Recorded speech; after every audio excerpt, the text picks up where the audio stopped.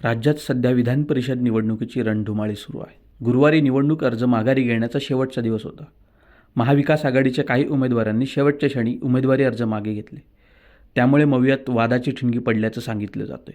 पुणे विधान परिषद निवडणुकीतून राष्ट्रवादी शरद पवार गटाचे उमेदवार श्रीकांत पाटील यांनी माघार घेतल्यामुळे महाविकास आघाडीमध्ये आता नाराजी नाट्य सुरू झालं आहे. पुणे विधान परिषदेमधून राष्ट्रवादी काँग्रेस शरद पवार गटाने माघार घेतल्यानंतर मित्रपक्ष काँग्रेस आणि शिवसेना ठाकरे गट नाराज झाला आहे. पुण्यात मवियातून बाहेर पडण्याचा वरिष्ठांकडे प्रस्ताव दिल्याची माहिती काँग्रेसच्या वतीने देण्यात आली आहे. त्यावर सुप्रिया सुळे यांना प्रश्न विचारला असता त्यांनी काय प्रतिक्रिया दिली आहे ते पहा. नमस्कार. आज आपण सगळे विद्याप्रतिष्ठानच्या या टेक्नॉलॉजी ऑन व्हील्स या कार्यक्रमाला आवर्जून उपस्थित राहिला. तुमच्या सगळ्यांचे मनपूर्वक आभार. आज विद्याप्रतिष्ठानची स्थापना आदरणीय पवार साहेबांनी जवळपास 72 साली खरं तर सुरू झाली आणि तो एक प्रवास, त्याच्यात अनेक कुटुंबांचं खूप मोठं योगदान राहिलेलं आहे आणि खूप मोठी टीम. मग त्यातले शिक्षक असतील, त्यातले बाहेरचे येऊन आमचे ॲडवायझर्स असतील, स्थानिक बारामतीकर असतील, मग इंदापूरला एक शाखा झाली, त्याच्यानंतर भोरला एक शाखा झाली, अशा अनेक शाखा शाळा असेल, मग CBSEची शाळा असेल, ICSE, इंजिनिअरिंग कॉलेज आणि त्याचा पुढचा टप्पा म्हणजे आर्टिफिशियल इंटेलिजन्स, कृत्रिम बुद्धिमत्ता, इथपर्यंत हे काम पोचलेलं आहे. आणि या मागे भारतीय सगळे लोक ज्यांनी खूप मोठं योगदान, कष्ट ह्याच्यात केले, त्यांना मी मानाचा मुजरा करते आणि विद्याप्रतिष्ठानच्या नवीन उपक्रमाला मनापासून शुभेच्छा देते. आज अभिजित तिप्के जे आहेत ते आलेले आहेत, आता आंदोलन करत आहेत, चांगला प्रतिसाद मिळतोय. मात्र अभिजित तिप्केंची जी भूमिका ती विरोधी पक्ष ही यशस्वी नाही आणि सत्ताधारी नाहीत म्हणून आम्हाला रस्त्यावर यावं लागतं. ठीक आहे, बघा, एका सशक्त लोकतंत्रामध्ये एक नवीन पक्ष कॉक्रोच पार्टी म्हणून त्यांनी जो काढलेला आहे, अर्थातच एका लोकशाहीमध्ये कोणाला पक्ष स्थापन करायचा नाही करायचा त्याचा अधिकार त्याला संविधानाने दिलेला आहे. त्याच्यामुळे माझ्या त्यांना शुभेच्छाच असतात. पुण्यातल्या विधान परिषद निवडणुकीमध्ये ज्या पद्धतीने तुम्ही माघार घेतली त्याच्यानंतर काँग्रेसने उत्तर दिला की जे आहे 4 महिन्यामध्ये तुमचा विश्वासघात राष्ट्रवादीने आमच्याशी केला आणि त्यामुळे आता इथून पुढे एकला चौऱ्याची भूमिका असेल असं महाविकास आघाडीमधून बाहेर पडण्याची त्यांची मागणी त्यांच्या वरिष्ठांकडे असेल ह्याची मला काही माहिती नाही. काल वेणुगोपालजी जे जनरल सेक्रेटरी काँग्रेसचे आहेत, त्यांचा मला कालच फोन आला होता. इंडिया अलायन्सची मीटिंग आहे 8 तारखेला आणि त्यांनी आवर्जून आम्हाला त्याच्यासाठी आमंत्रित कालच वेणुगोपालजींनी केलेलं आहे आणि त्या इंडिया अलायन्सच्या मीटिंगला राष्ट्रवादी काँग्रेसनी बोलवलं म्हणून आम्ही त्या नात्याचा मान सन्मान ठेवून मी स्वतः त्या मीटिंगला दिल्लीला जाणार आहे.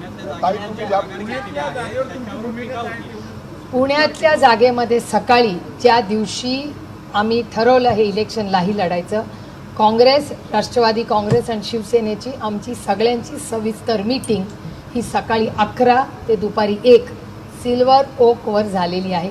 निर्णय सगळ्यांनी मिळून त्या मीटिंगमध्ये जे जे उपस्थित होते त्या सगळ्यांची चर्चा करूनच मग तो निर्णय घेतला गेला. जे त्या दिवशी मीटिंगमध्ये होते ते काँग्रेसचेही वरिष्ठ नेते होते, शिवरकरजी त्या मीटिंगमध्ये होते स्वतः, त्याच्यानंतर काँग्रेसचे नगरसेवक होते, राष्ट्रवादीचे काका आहेत काही, काका चव्हाण उपस्थित होते त्या दिवशी मीटिंगला, त्याच्यानंतर शिवसेनेचेही लोक होते. तर जी चर्चा झाली ती महाविकास आघाडीच्या सगळ्या घटकांची चर्चा करूनच आम्ही तो निर्णय पुण्याचा घेतला. जे नेते त्या दिवशी मीटिंगमध्ये हजर होते ते, त्याचं कारण असं की प्रचंड घोडेबाजार याची चर्चा सगळीकडे होत होती. काका होते त्या मीटिंगला, इथे काका स्वतः इथे आणि तिथे काँग्रेस आणि शिवसेनेचेही सगळे लोक त्या मीटिंगमध्ये उपस्थित. काँग्रेसमधून शिवरकरजी होते आणि इथे कदम आहेत नगरसेवकजी. या सगळ्यांची आम्ही चर्चा करूनच जो निर्णय घेतला, त्याचं उत्तर माझ्याकडे नाही, ते तुम्हाला काँग्रेस पक्षाला विचारायला.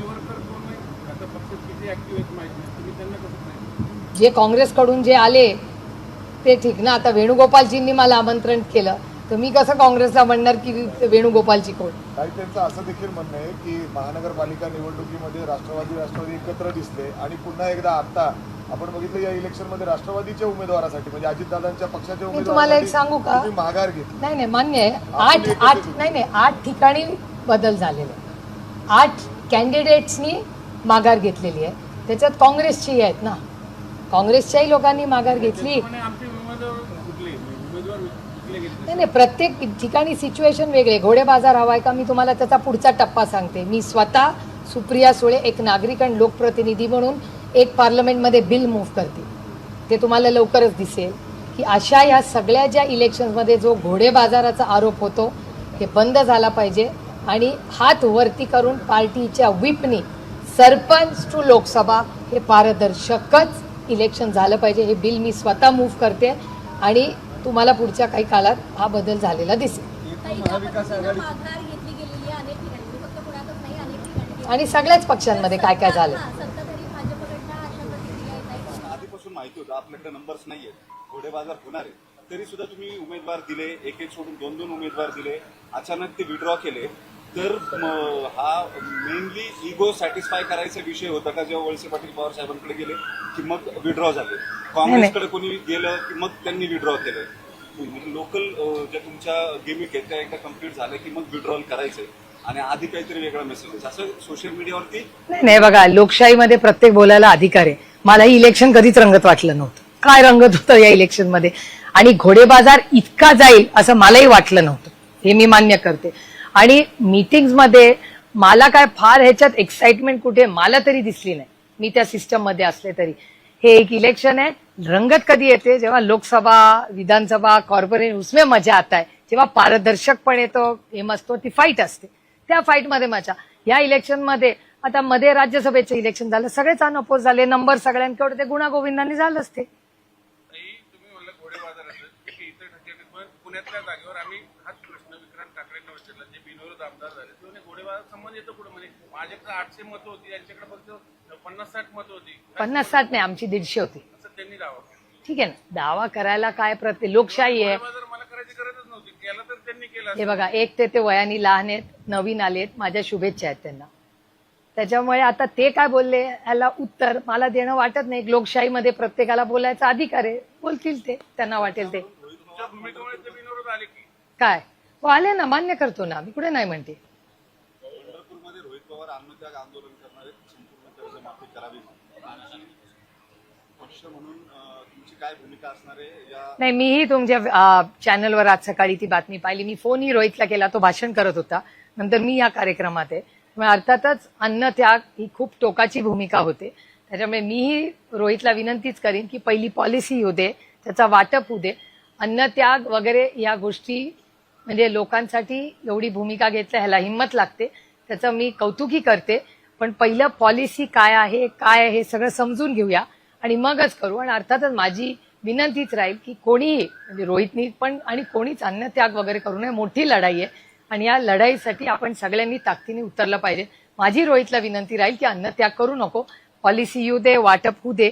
जर लोकांवर अन्याय झाला तर अन्नत्याग करण्यापेक्षा दुसरं काहीतरी मोठ्या पद्धतीने आपण सरकारला भाग पाडू हे करायला. आरक्षणाच्या संदर्भामध्ये सरकारनं काही निर्णय घेतले 2 दिवसामध्ये, त्याला आता ओबीसी समाजातून विरोध होतोय प्रचंड आणि ते निर्णय अनकॉन्स्टिट्युशनल आहेत असं लिगल ओपिनियन सुद्धा समोर येत आहे. आंदोलनामध्ये ज्यांनी जे मृत्युमुखी पडलेत त्यांना सरकारनं नोकऱ्या द्याव्यात अशा पद्धतीची सरकारने जी भूमिका घेतली तर त्याला अनेक ओबीसी संघटनांकडून विरोध होतोय. आरक्षणाचं आंदोलन ही फार वैयक्तिक लाभाची बाब असताना त्यातल्या मृत्यूंना अशा पद्धतीनं किंवा त्यांच्या नातेवाईकांना नोकरी देणं हे योग्य नाही किंवा हे अयोग्य आहे, अनकॉन्स्टिट्युशनल अशी ओबीसीनी भूमिका घेतली. बघा, आरक्षण असू दे, शेती मालाला भाव असू दे, कांद्याचा प्रश्न असू दे, कर्जमाफी असू दे, हे जे सरकार आता आहे अतिशय दुर्दैवी आहे पण असंवेदनशील आहे आणि अनेक प्रश्नांबद्दल फार गांभीर्याने हे सरकार गोष्टी घेत नाही. आज महाराष्ट्राची आणि भारताची आर्थिक परिस्थिती अडचणीत प्रचंड आलेली आहे. पुढच्या काही कालावधीमध्ये नोकऱ्या असतील किंवा तुम्ही सगळा डेटा भारत सरकारचा बघा किंवा महाराष्ट्राचा बघा, हा आर्थिक अडचणी यापुढे फार मोठ्या आव्हान म्हणून आपल्यासमोर उभ्या आहेत. महागाई, बेरोजगारी आणि भ्रष्टाचार. मग नीटमध्ये झालेला भ्रष्टाचार असेल, महाराष्ट्रात चाललेला भ्रष्टाचार असेल, कॉर्पोरेशनमध्ये चाललेला भ्रष्टाचार असेल तो, किंवा प्रचंड महागाई जी चॅनल्सवर तुम्ही वारंवार दाखवता, प्रत्येकाच्या घरात ती झळ बसते, आणि बेरोजगारी जी वाढते, त्या सगळी फार मोठी आव्हानं आज आपल्यासमोर आहेत. त्यामुळे पॉलिसी मेकर्स म्हणून माझी महाराष्ट्र सरकारला पुन्हा आणि भारत सरकारला विनंती आहे की ह्या महत्वाच्या विषयांवर तुम्ही लक्ष द्यावे आणि ज्या शेतकऱ्यांचा असेल आणि किंवा आरक्षणाचे मुद्दे असतील, हे ज्या पद्धतीने सरकार हाताळत आहे हे अतिशय चुकीचं आहे आणि दुर्दैवी आहे. आणि याच्यात समाजात तेढ निर्माण करायचं पाप हे महाराष्ट्र सरकार करते. राज ठाकरे असं म्हणाले की बॅलेट पेपरवर जोपर्यंत निवडणुका होत नाही तोपर्यंत निवडणुका लढू नका. सगळ्यांनी ही भूमिका घेतली तर ते बदल शक्य आहे. जी भूमिका आहे राज ठाकरे अनेक वेळा त्यांनी ही भूमिका मांडलेली आहे आणि ती रास्तही आहे.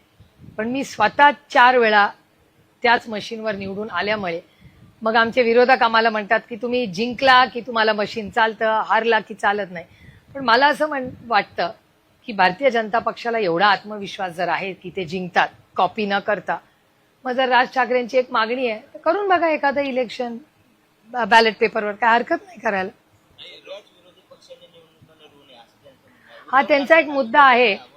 नाही, त्यांचा हा प्रश्न आहे. आमची इंडिया अलायन्सची मीटिंग 8 तारखेला आहे.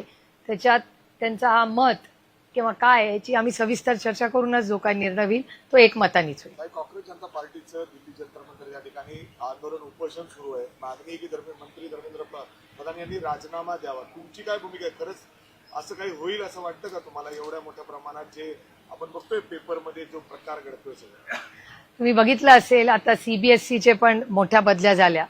प्रशांत लोखंडे जो एक मराठी सुपुत्रावर ही मोठी जबाबदारी दिली आहे, ही आपल्यासाठी खूप अभिमानाची आणि कौतुकाची गोष्ट आहे. आणि योगायोग बघा की आदरणीय पवारसाहेब केंद्रात मंत्री होते तेव्हा त्यांच्या टीममध्ये प्रशांत लोखंडे होते. त्याच्यामुळे आमच्या सगळ्यांसाठीच एक इमोशनल गोष्ट आहे की एक मराठी मुलगा त्याच्यावर आज देशाची जबाबदारी एवढ्या मोठ्या शिक्षणाची पडली, खरंच अभिमानाची गोष्ट आहे.